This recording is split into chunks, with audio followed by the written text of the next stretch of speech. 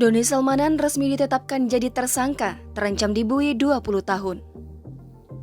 Karopenmas Divisi Humas Mabes Polri, Brigadir Jenderal Polisi Ahmad Ramadan mengatakan, pihaknya telah menetapkan Doni Salmanan sebagai tersangka dugaan penipuan berkedok investasi lewat trading binary option di platform Quotex.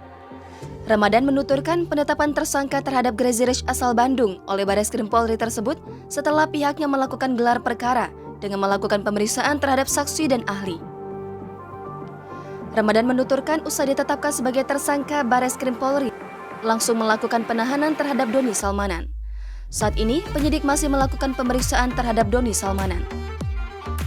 Seperti diketahui, laporan dugaan penipuan investasi bodong kepada Doni dibuat oleh pelapor inisial RA dan terdaftar pada tanggal 3 Februari 2022. Doni dilaporkan terkait tindakan judi online dan penyebaran berita bohong atau hoaks melalui media elektronik atau penipuan, perbuatan curang dan tindak pidana pencucian uang.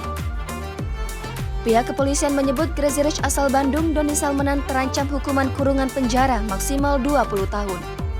Adapun Doni Salmanan disangkakan Pasal 27 ayat 2 dan Pasal 28 ayat 2 Undang-Undang Nomor 19 Tahun 2016 tentang perubahan atas Undang-Undang Nomor 11 Tahun 2008 tentang informasi dan transaksi elektronik. Kemudian Pasal 378 KUHP dan Pasal 558 KUHP dan atau Pasal 3, Pasal 5 dan Pasal 10 Undang-Undang Republik Indonesia Nomor 8 Tahun 2010 tentang pencegahan pemberantasan tindak pidana pencucian uang.